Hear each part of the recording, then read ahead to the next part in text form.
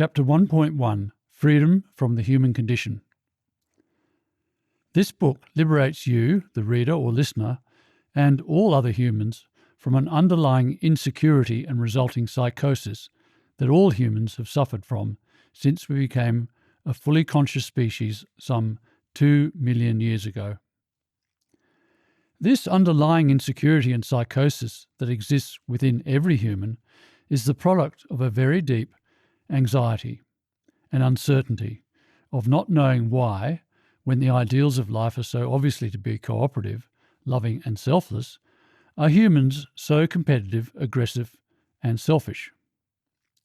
Certainly, we have relied heavily on the excuse that our behaviour is no different to that seen in the animal kingdom, that we humans are competitive, aggressive and selfish because of our animal heritage.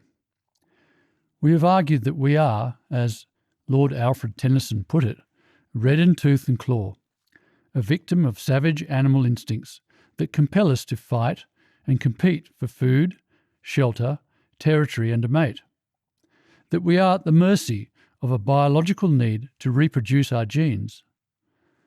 But this reason that biologists, including the most celebrated living biologist, the Harvard-based Edward E. O. Wilson, have been perpetuating, cannot be the real cause of our competitive, divisive behaviour, because descriptions of human behaviour, such as egocentric, arrogant, inspired, depressed, deluded, pessimistic, optimistic, artificial, hateful, cynical, mean, immoral, brilliant, guilt-ridden, evil, psychotic, neurotic, alienated, all recognise the involvement of our species' unique, fully conscious thinking mind.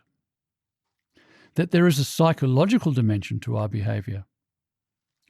Humans have suffered not from the genetic opportunism-based, non-psychological animal condition, but the conscious mind-based, psychologically troubled human condition.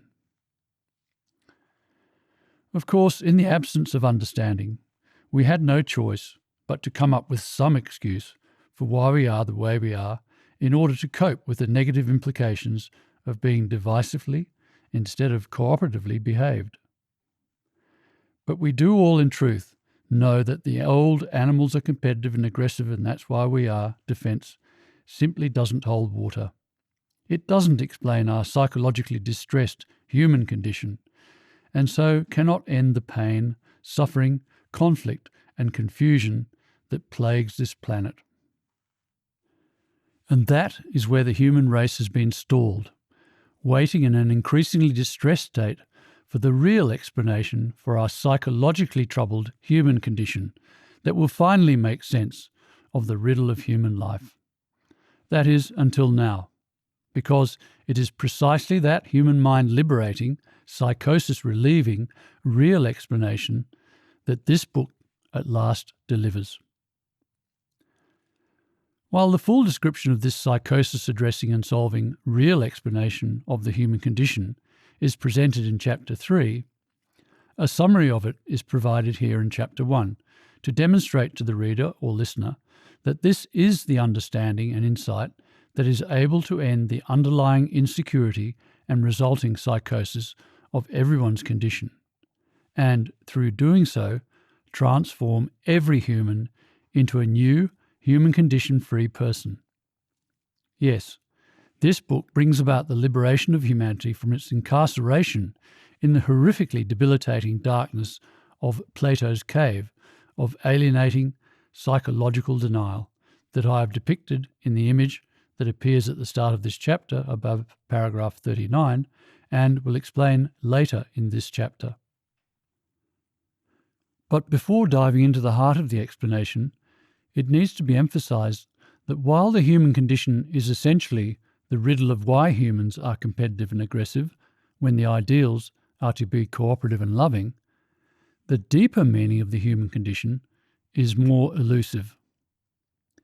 Indeed, as will be made clear in Chapter 2, the human condition has been such a difficult issue for humans to think about and confront that many people now have very little idea of what the human condition actually is, thinking it refers not to the reality of our species' immensely troubled psychology, but to the state of widespread poverty and physical hardship in human life, or to problems such as human inequality.